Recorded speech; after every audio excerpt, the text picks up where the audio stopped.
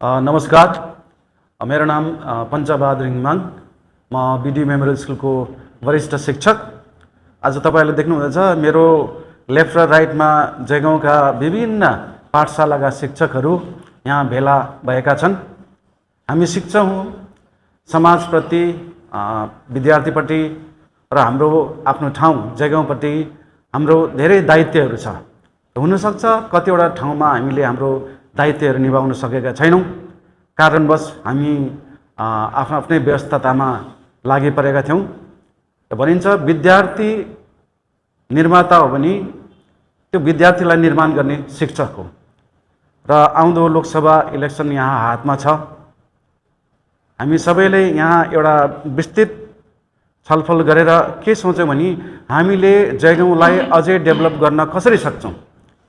हाम्रो नजरमा जयगाउँ जति डेभलप हुनुपर्ने थियो त्यति भइसकेको छैन। सरकारी मसिनरीहरू भनौँ या सङ्घ संस्थाहरूले त्यति सक्रिय रूपमा भाग लिएका छैनन्। त्यसमा हाम्रो शिक्षक पनि कमजोरी छ, हामी मान्नुपर्छ। हाम्रो काम के हो? समाजलाई दोहोऱ्याउने काम हो। र जयगाउँ एउटा सानो बाल्यकालदेखि आज जवान भइसकेको छ। तर जवान भइसकेपछि उहाँलाई चाहिने चिजहरू यहाँ पुगेको छैन। यसैले यो जयगाउँ तङ्ग्रिन सकेको छैन। आज हेर्नुहोस्, नाला बाटो घाटो अलिकति पानी पर्दाखेरि नालाहरू ब्लक हुन्छ, रोडमा हामी हिँड्न सक्दैनौँ। तर हामी एउटै कुरा दोष दिन्छौँ, पञ्चायतले काम गरेन या मेम्बरले काम गरेन। त अहिले छलफलमा के निक्ल्यो भने जयगाउँ एउटा ग्राम पञ्चायत हो र जयगाउँ जुन चाहिँ विस्तृत छ त्यसलाई सम्हाल्नु ग्राम पञ्चायतले सक्दैन। त्यसलाई सम्हाल्नु म्युनिसिपालिटी नै चाहिन्छ।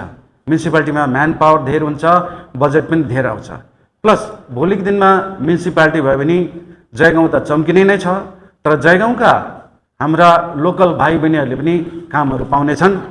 र यसै परिप्रेक्ष्यमा जयगाउँलाई अझै कसरी डेभलप गराउनु पर्ने, हाम्रो दायित्व के हो, त्यस विषयमा आफ्नो विचार राख्दिन हुन भने भाइ मनोज प्रधानलाई म निवेदन गर्दछु। मनोज प्रधान। नमस्कार, म मनोज प्रधान। एउटा नेपालीमा कहावत छ, टाढोको देउता भन्दा छेउको भूतै काम लाग्छ भन्ने जस्तै यसपालि हाम्रो इलेक्सन पर्सि 19 तारिक हुन गइरहेको छ। आज हामी जयगाउँको जति पनि टिचर्सहरू हामी यहाँ भेला भएको कारण पनि हामीलाई चाहिएको जयगाउँको विकास र त्यो विकास चाहिँ हाम्रो लोकल गभर्मेन्टले नै ल्याउन सक्छ। र सेन्टरमा के छ कसो छ हामीलाई हेर्नु छैन भन्ने हामीले आज बुझ्यौँ। र पहिला पनि लोकल गभर्मेन्टले पनि हामीलाई आश्वासन दिएकै हो, तर हुनु सकेन केही कारणवश। र हुनसक्छ हामीले विगतको दिनहरूमा गल्ती गऱ्यौँ। हामीले सेन्ट्रल गभर्मेन्टको एमएलए एमपी बनाएर पठायौँ, हामीले भावनामा बगेर हामीले गऱ्यौँ। तर हामीले त्यो पनि हामीले आफ्नो गाउँठाउँको विकासको निम्ति नै भनेर हामीले उहाँहरूलाई जिताएर पठाएको थियौँ। तर त्यो विकास केही हामीले अहिलेसम्म देख्नु सकेनौँ, पुरा जयगाउँको जनताले देखिरहेको छ। र यो विकासको निम्ति नै आज हामी जयगाउँको जति पनि टिचर्सहरू आएर हामी भेला भएर आज यहाँनिर डिस्कसहरू गरेर हामीले एउटा निचोड निकाल्यौँ कि यसपालिको हामीले भोट चाहिँ हामीले लोकल गभर्मेन्टलाई जितायो भने चाहिँ सायद लोकल गभर्मेन्टले नै आश्वासन पनि दिनुभएको छ कि यसपालिको भोटमा हाम्रो क्षेत्रबाट लोकल गभर्मेन्टले जितेर गयो भने चाहिँ उहाँहरूले हामीलाई म्युनिसिपालिटी एकदम गरिदिन्छु भनेर भन्नुभएको छ। र हामीले यो क्षेत्रबाट लिड दियो भने सायद यसपालि म्युनिसिपालिटी हुन्छ भन्ने हामीलाई पनि लाग्दैछ। र त्यसै कारण हामीले यहाँबाट हामी आह्वान पनि गर्न चाहन्छौँ कि हामीले यसपालिको भोट चाहिँ हामीले कतै पनि नबिगारेर लोकल गभर्मेन्ट हाम्रो छ, लोकल गभर्मेन्टलाई जिताउँ र हामीलाई चाहिएको विकास। र जयगाउँको हाम्रो समस्या भनेको नै हाम्रो जयगाउँको मैला फोहोर नालीहरू जुन चाहिँ राम्रो व्यवस्थित छैन, रोडहरू राम्रो छैन, हस्पिटलहरू मेन समस्या हाम्रो हस्पिटलको छ। र एजुकेसन सिस्टममा पनि त्यति हामीले जतिको दिनु सक्छौँ हामी एज अ टिचर हामीले दिनु सकेको छैनौँ। सायद त्यो पनि म्युनिसिपालिटी भयो भने चाहिँ यो जति पनि हाम्रो विकासहरू रोकेको छ सायद यो इलेक्सनले दिनु सक्छ होला। त्यही कारण हामी आज यहाँ क्लाउडमा भेला भएको हौँ र हामी फेरि पनि अपिल गर्न चाहन्छौँ सम्पूर्ण जयगाउँको टिचरको प्रतिनिधित्व गर्दै हामी अपिल गर्न चाहन्छौँ कि यसपालिको भोट चाहिँ हामीले लोकल गभर्मेन्टलाई नै सघाएर यो गभर्मेन्टलाई नै हामीले जिताउनु पर्छ र हामीले यसो गऱ्यो भने चाहिँ हामीले जयगाउँको विकास सायद गर्न सक्छौँ। धन्यवाद। सर जयगांव में ये पहली बार हो रहा है कि कुछ इलेक्शन से पहले जयगांव के समस्त स्कूल के टीचर एक साथ बैठे हैं, तो ऐसा पहले क्यों नहीं हुआ, इस बारे में कुछ बताएंगे आप? ओके, सबसे पहले तो आप सभी का मैं शुक्रिया अदा करता हूं कि आप लोग आए इसको कवर करने के लिए। ये जयगांव में पहली बार हो रहा है कि हम सभी शिक्षकगण यहाँ पर एकत्रित हुए हैं। इसका क्रेडिट जाता है हमारे बंतावा सर को। इन्होंने हमें यहाँ पर बुलाए और इन्होंने हमें समझाया कि हमारा भी कुछ रोल है समाज में और देश के प्रति। आज तक हमारा ज़िंदगी स्कूल से घर तक ही चल रहा था, तो हमें अगर देश में या स्टेट में या अपने लोकल एरिया में बदलाव लाना है तो हमें भी कुछ अपनी तरफ से योगदान देना होगा। हमें भी एटलीस्ट अवेयरनेस लाना होगा, सबसे पहले तो अपने परिवार में, उसके बाद तो जैसे हम लोग शिक्षक हैं तो स्कूलों में हम बच्चों को पढ़ाते ही हैं, तो अवेयरनेस तो स्कूल से ही शुरू हो जाएगा। बच्चों को सिविक्स ड्यूटीज़ क्या होता है वो लोग हम लोग कर ही रहे हैं।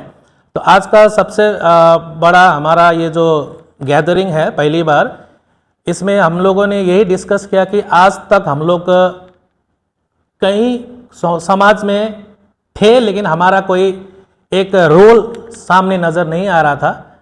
तो डेफिनेटली अगर हम देश को या स्टेट को या लोकल एरियाज़ को डेवलप करना चाहेंगे तो हमारा भी क्या योगदान हो सकता है, इस बारे में आज हमें लोगों ने या हमारे जो साथी भाई हैं उन्होंने बताया कि चलिए हम लोगों को भी कुछ करना चाहिए। तो आज एक मौका है, इलेक्शन है।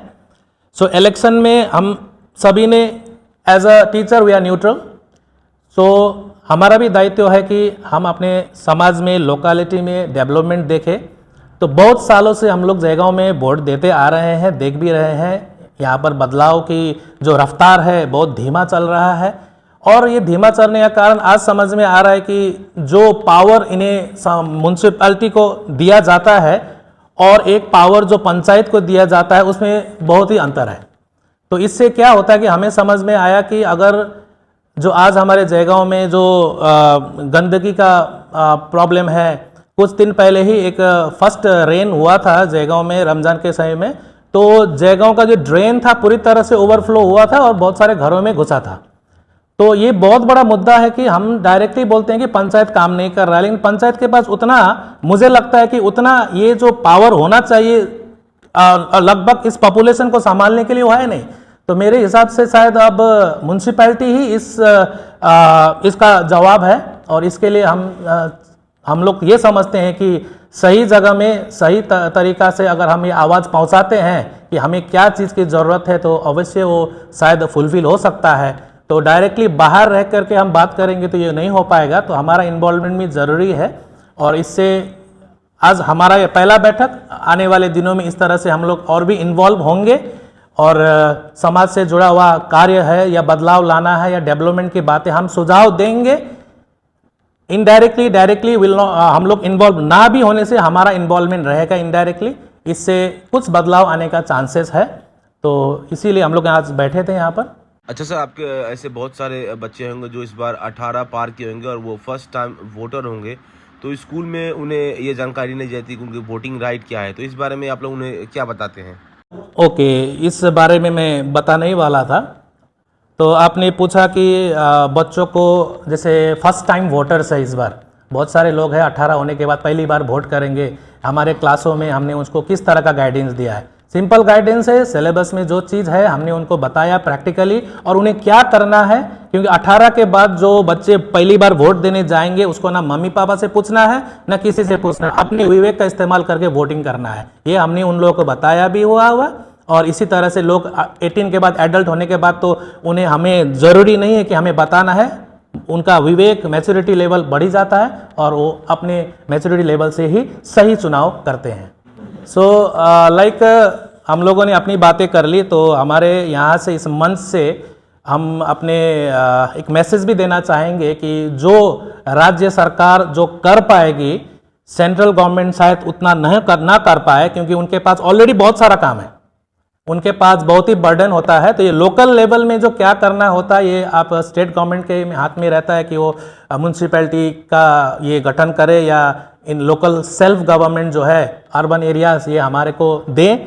तो हम यही चाहते हैं कि लोग इस बार सोच समझ करके एक डेवलपमेंट का मुद्दा को आगे रख करके, ये सेंट्रल गवर्नमेंट स्टेट गवर्नमेंट ना करके जयगांव को ध्यान में रखते हुए हमारे यहाँ से जो भी प्रत्याशी है, let me tell you the state government, the government of West Bengal को ही हम लोग इस बार, मैं चाहता हूँ, ये मेरा व्यक्तिगत विचार है कि मैं उनको सपोर्ट करूँ और आपसे भी विनती करता हूँ कि सपोर्ट करें, क्योंकि आप सेंट्रल गवर्नमेंट में तो already everything is going well, सब कुछ सही चल रहा है, स्टेट गवर्नमेंट में भी सही चल रहा है, लेकिन हमारे यहाँ सही नहीं चल रहा है।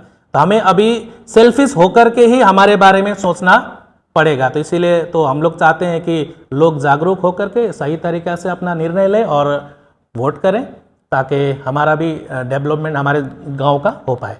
For our area to become a municipal, it has to be done by the state, and this time we have the MP from the ruling government who is quite near also, who is at the center of our area, and we have an expectation that he will definitely lend an ear also to our area as well as the government.